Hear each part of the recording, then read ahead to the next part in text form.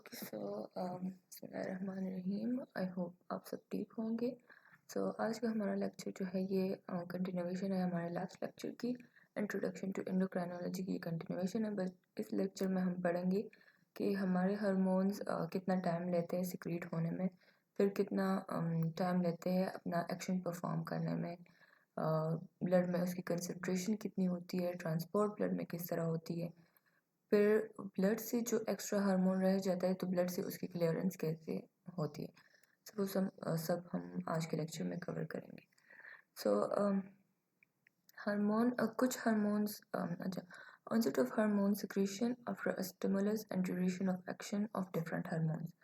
अब इसमें हम पढ़ेंगे कि हार्मोन की सिक्रीशन जो है वो कैसे होती है, कितने टाइम में होती है और फिर उसकी एक्शन का ड्यूरेशन कितना होता है।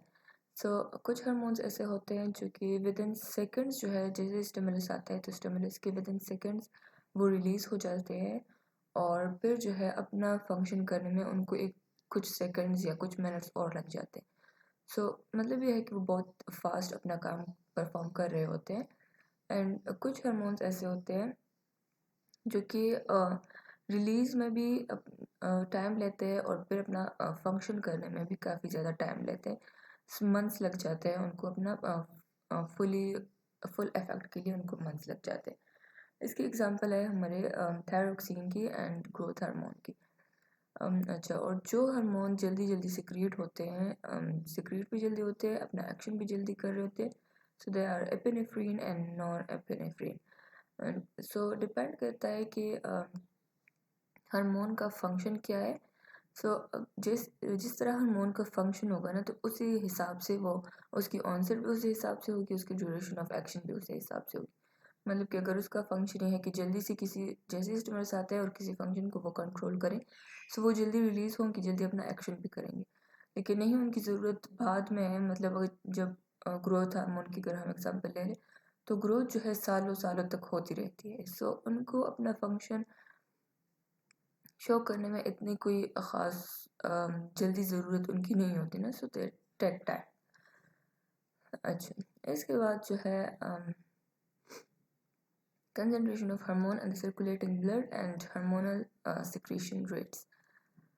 अच्छा, अब इसमें हम पढ़ेंगे कि ब्लड में सर्कुलेटिंग हार्मोन जो होता है, ब्लड में जितना हार्मोन होता है उसकी कंसंट्रेशन कितनी होती है एंड हार्मोनल सिक्रेशन रेट कितना होता है। हार्मोन जो है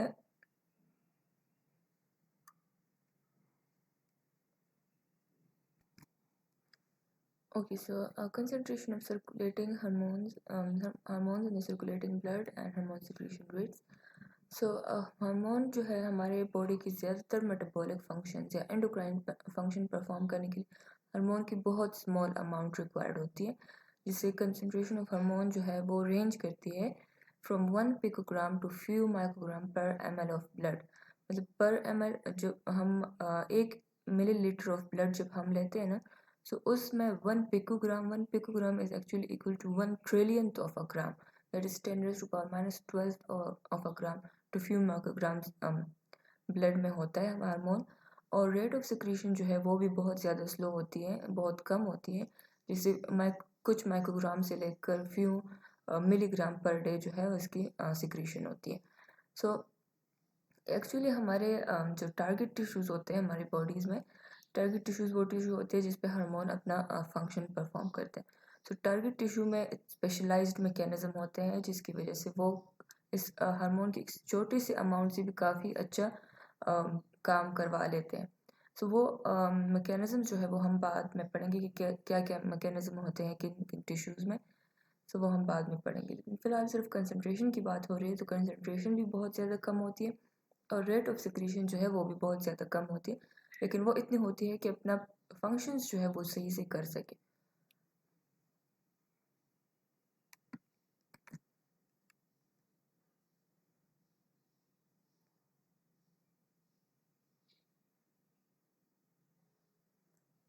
जी जी, फिर है feedback control of hormone secretion. Feedback control of hormone secretion, इसमें हम ये पढ़ेंगे कि हमारे हार्मोन की सिक्रीशन को कंट्रोल कौन करता है।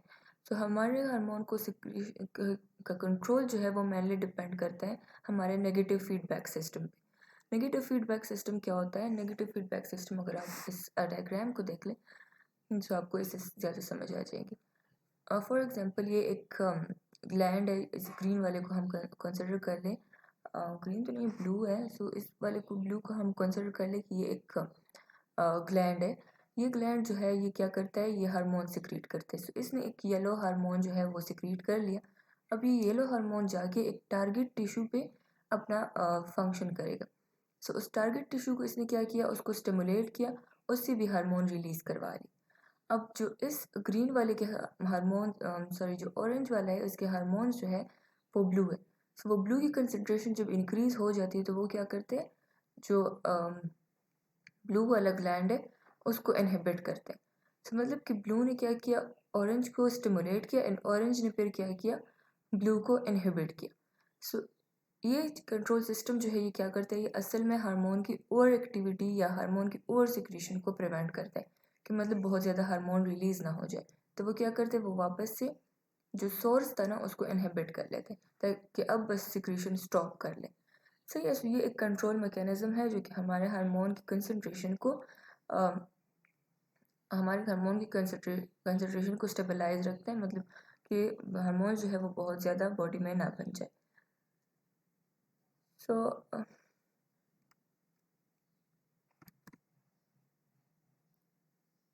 अच्छा, फीडबैक कंट्रोल जो है, नेगेटिव फीडबैक कंट्रोल ये असल में क्या करता है कि एक प्रॉपर कंसंट्रेशन ऑफ हार्मोन जो है उसको मेंटेन रखता है।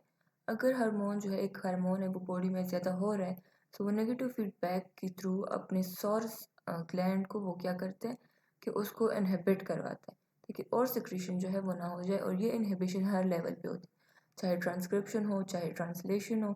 सो हर एक स्टेप जो कि इस हार्मोन की प्रोडक्शन में इन्वॉल्व है ना, तो उस सारे प्रोसेस को उन सारे स्टेप्स को जो है वो स्लो डाउन करता है नेगेटिव फीडबैक के थ्रू।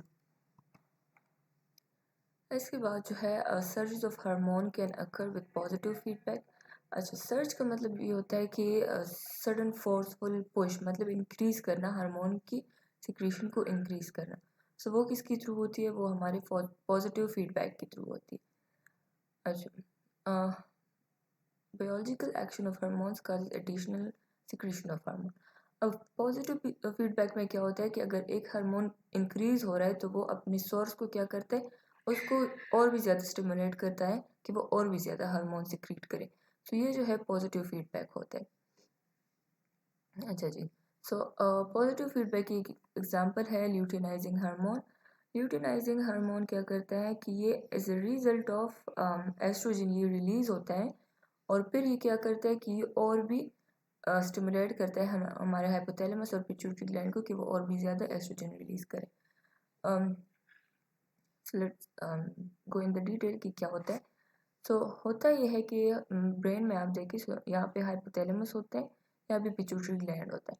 हाइपोथैलेमस क्या करते हैं कि ये गोनेडोट्रोपिन रिलीजिंग हार्मोन जो है वो सिक्रीट करता है।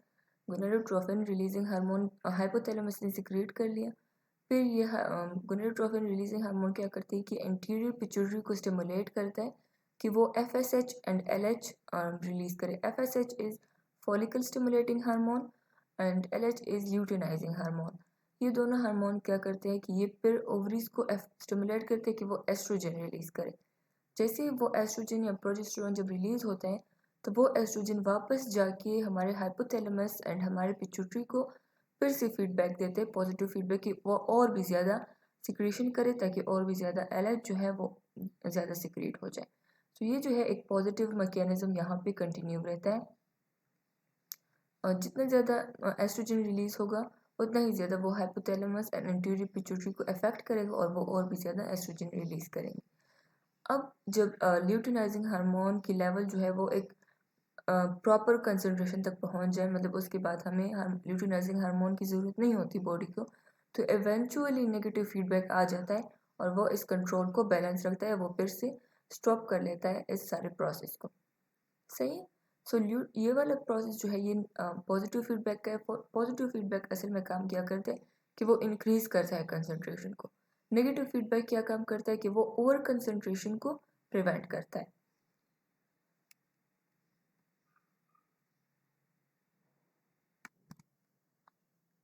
अच्छा जी, साइक्लिक वेरिएशंस अकर इन हार्मोन रिलीज। अब हमारे हार्मोन की रिलीज में क्या साइक्लिक चेंजेस आती हैं, मतलब हमारी बॉडी में जो है पॉजिटिव एंड नेगेटिव फीडबैक तो या तो इंक्रीज करते हैं हमारे हार्मोन की कंसंट्रेशन को या डिक्रीज करते हैं। लेकिन इसके अलावा कुछ और भी ऐसी चीज़ें हैं जो कि हमारे हार्मोन में वेरिएशन कॉज करती हैं। फॉर एग्जांपल सीजनल चेंजेस हैं, various stages of development in ageing, diurnal cycle and sleep. मतलब यह है कि कुछ सीजन्स में हमारे कुछ हार्मोन ज़्यादा रिलीज़ होते हैं, कुछ में कम होते हैं। कुछ डेवलपमेंट की कुछ स्टेज ऐसी होती है जहाँ पे हमारे जो ग्रोथ हार्मोन की अगर हम एग्जांपल ले लें तो वो कुछ स्टेजेस में ज़्यादा हार्मोन्स रिलीज़ होते हैं, कुछ स्टेजेस में कम होते हैं। इसी तरह डायर्नल साइकिल भी अफेक्ट करते हैं हमारे हार्मोन की कंसंट्रेशन को। डायर्नल साइकिल क्या होता है, हमारा जो पूरे दिन का साइकिल होता है 24 आवर्स का जो साइकिल होता है वो जो है उसकी वजह से भी हमारा हार्मोन जो है वो इफेक्ट होते हैं। डायर्नल कुछ चीज़ लाइक हम टेम्परेचर ले लेना, सो टेम्परेचर जो है वो नून के बाद जो है वो मैक्सिमम हो जाते हैं और मिडनाइट के बाद जो है वो बहुत मिनिमम हो जाता है। सो ये डायर्नल चेंजेस होती है जो हमारे 24 आवर्स में आती रहती है और ये डायर्नल चेंजेस क्या करते हैं कि हमारे हार्मोन की सिक्रीशन को भी इफेक्ट करती है। इसके अलावा जो स्लीप है ना, सो वो भी इफेक्ट करता है हमारे हार्मोन की रिलीज़ को। फॉर एग्जांपल हमारा ग्रोथ हार्मोन जो है वो जैसे ही हम सोते हैं, so early stages of sleep में जो है हमारा ग्रोथ हार्मोन ज़्यादा इंक्रीज होता है।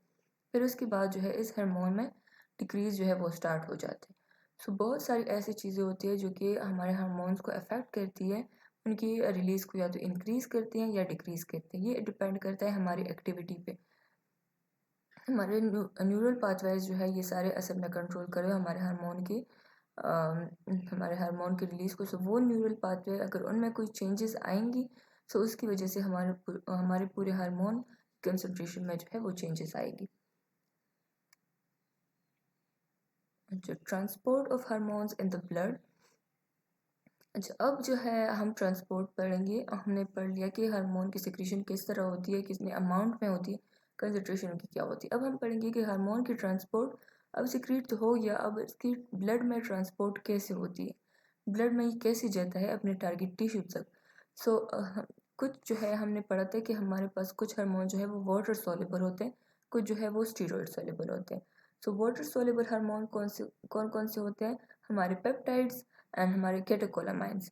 सो कैटेकोलामाइंस एंड पेप्टाइड्स जो है वाटर सॉल्युबल हार्मोन्स है। तो ये क्या करते हैं, ये हार्मोन्स जैसे ही रिलीज हो जाते हैं ना, यहाँ आप डायग्राम में देख लें,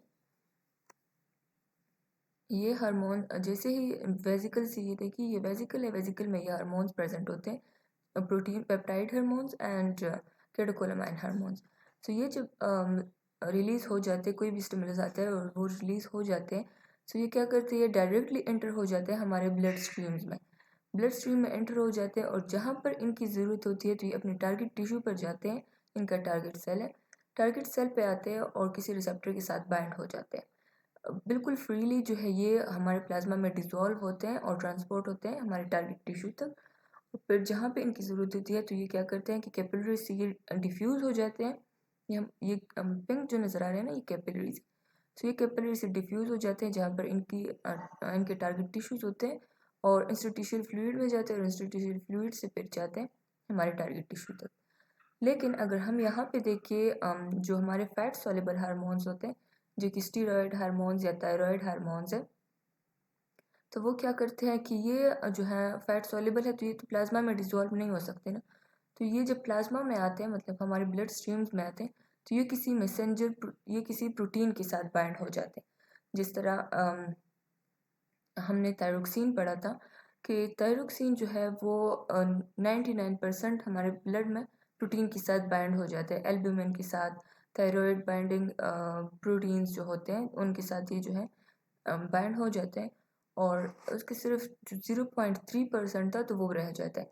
सो इसी तरह जो स्टेरॉयड या थायराइड हार्मोन्स है वो सिर्फ लेस देन 10% वो फ्रीली एक्सिस्ट करते हैं हमारे ब्लड में।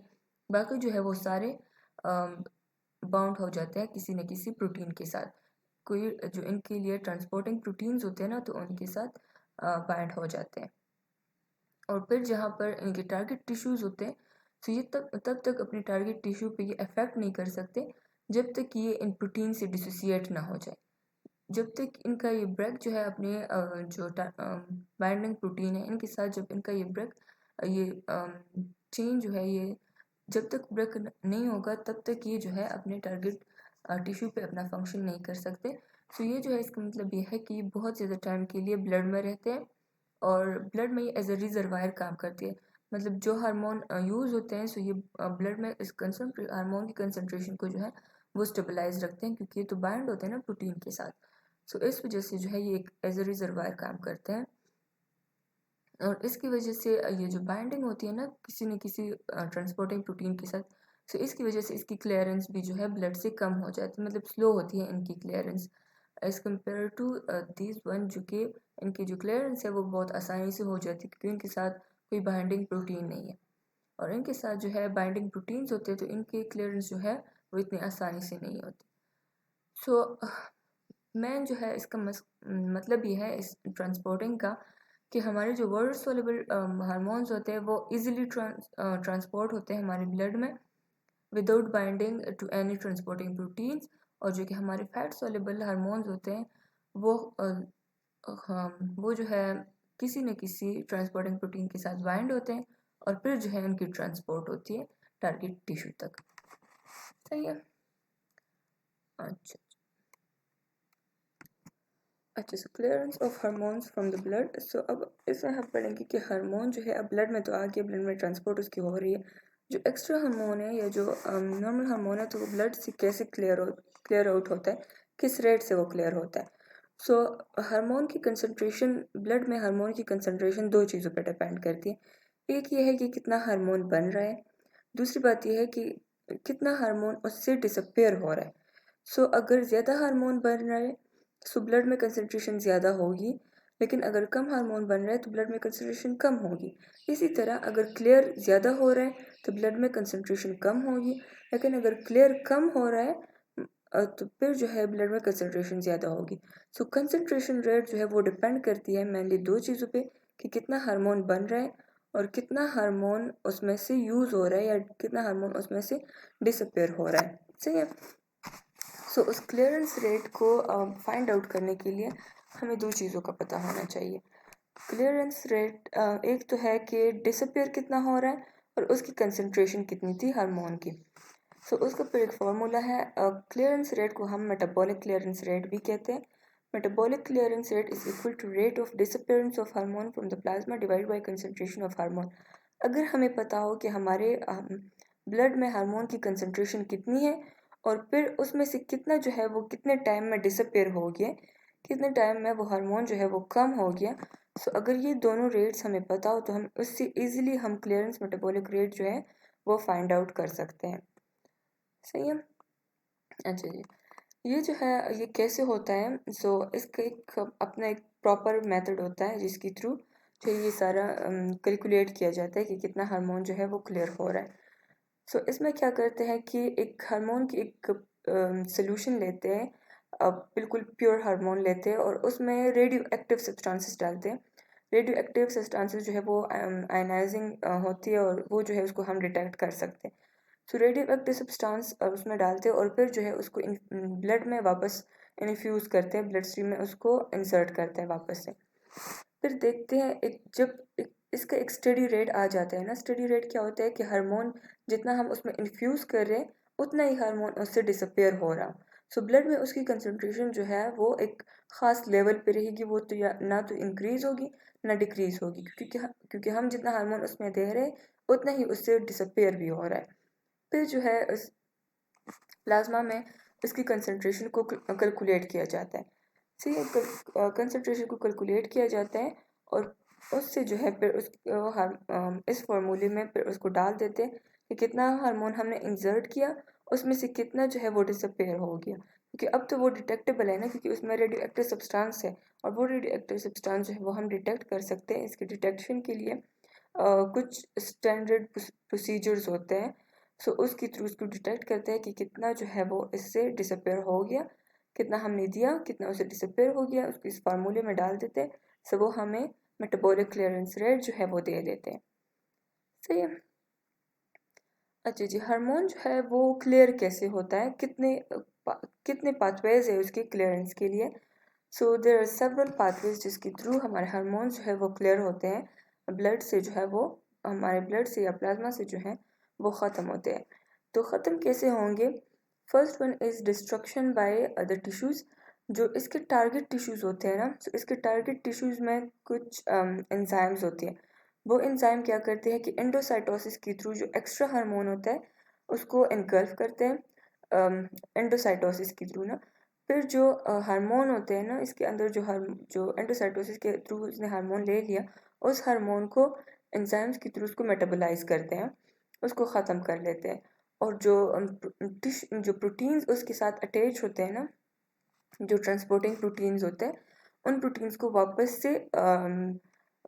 से सेल मेम्ब्रेन के थ्रू उसको वापस से ब्लड में भेज देते हैं। सही है। तो जो हार्मोन था वो तो ख़त्म कर लेते हैं, जो प्रोटीन था उनको जो प्रोटीन्स होते हैं उनको वापस से प्लाज्मा में भेज देते हैं। अच्छा, बाइंडिंग के थ्रू जो है इससे क्लियर होता है। ब्लड में फॉर एग्जांपल कंसिडर कर ले कि ब्लड में जो थे 10 हार्मोन्स थे, मतलब 10 मॉलिक्यूल्स थे हार्मोन के। ऐसा नहीं होता लेकिन ऐसे एग्जांपल में समझा रही हूँ। 10 मॉलिक्यूल्स थे, उसमें रिक्वायर्ड थे 6 मॉलिक्यूल्स टिश्यू को रिक्वायर्ड थे। सो वो 6 मॉलिक्यूल्स जो थे वो चले गए टारगेट टिश्यू पे। अब जो है ब्लड में 4 हो गए, सो 10 से 4 हो गए। सो इस बाइंडिंग की वजह से भी हार्मोन की कंसनट्रेशन जो है वो रिड्यूस हो जाती है। सही है। थर्ड वन जो है लिवर। सो लिवर क्या करता है कि इस हार्मोन को सिक्रीट करता है हम बाइल में। जो एक्स्ट्रा हार्मोन होते हैं सो उसको बाइल के साथ उसको सिक्रीट कर लेते हैं। सो ब्लड में उसकी कंसनट्रेशन जो है वो डिक्रीज हो जाती है। इसके बाद जो है हमारी किडनीज है। तो किडनी क्या करते हैं कि उन हार्मोन्स की सिक्रीशन करते हैं into the urine. So urine में जब उन हार्मोन की सिक्रीशन हो जाती है, सो ब्लड में उनकी कंसनट्रेशन जो है वो डिक्रीज हो जाती है। सही है। अच्छा जी, for certain hormones, decreased metabolic clearance rate may cause an excessively high concentration of the hormone and the circulating blood fluids. अच्छा, अब अगर कुछ हार्मोन्स बॉडी में कोई डिजीज़ हो गया या कुछ भी हो गया और एक हार्मोन जो है वो क्लियर नहीं हो रहा, तो इसका मतलब है कि क्लियर नहीं हो रहा, तो इसका मतलब ये है कि उसकी कंसनट्रेशन जो है वो ब्लड में इंक्रीज होती जाएगी और उसी तरह उसकी जो फंक्शन है वो भी इंक्रीज होते जाएंगे और इसके बहुत एडवर्स इफेक्ट आएंगे हमारी बॉडी पे। सही है।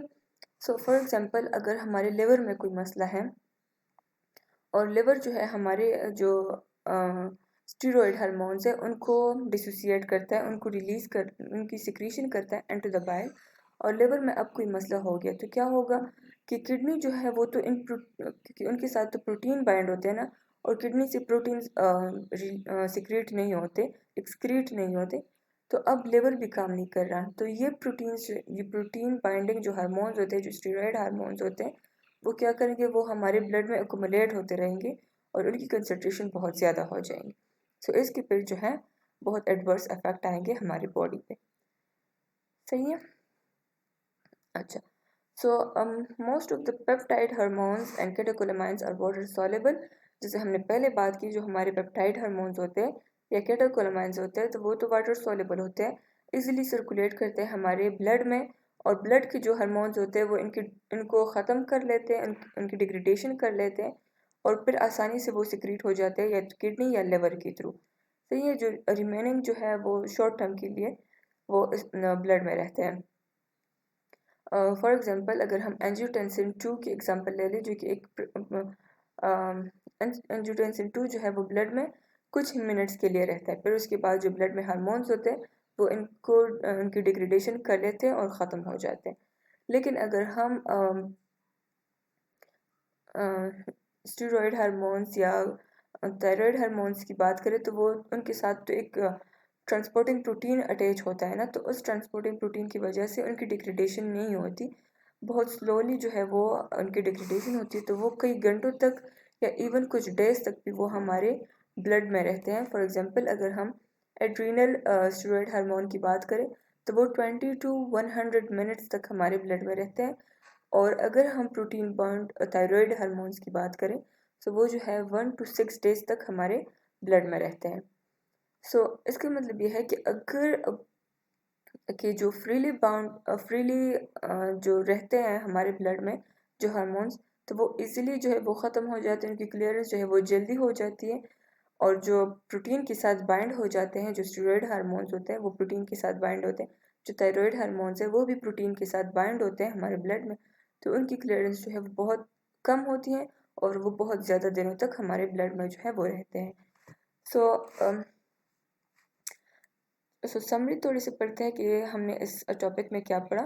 सो इस टॉपिक में हमने ये पढ़ा कि हमारे ब्लड कि हमारे हार्मोन की सिक्रीशन किस रेट से होती है, किस रेट से वो अपना एक्शन परफॉर्म करते हैं, ब्लड में कितने अमाउंट उनकी होती है, और ब्लड से वो फिर क्लियर किस तरह होते हैं, कौन कौन से तरीक़े हैं जिनके थ्रू वो जो है हमारे ब्लड से ख़त्म हो जाते हैं, और क्लियरेंस रेट उनकी क्या होती है, मतलब ज़्यादा जल्दी ख़त्म होते हैं या आराम आराम से ख़त्म होते हैं, और उस क्लियरेंस रेट के लिए क्या फार्मूला होता है, क्या उसकी मेथडोलॉजी होती है। सो वो हम सब जो है वो हमने इस लेक्चर में कवर किया। और हार्मोन की कंसंट्रेशन को कौन से मैकेनिज़्म जो हैं वो मेंटेन रखते हैं, मतलब जो हमारे पॉजिटिव फीडबैक सिस्टम है, नेगेटिव फीडबैक सिस्टम है, ये हमारे हार्मोन की कंसंट्रेशन को बैलेंस रखते हैं। सो होप आप लोगों को समझ आ गई होगी। अगर कुछ भी समझ नहीं आया तो आप क्वेश्चन जो है वो पूछ सकते हैं। एंड थैंक यू, यहाँ तक था हमारा लेक्चर।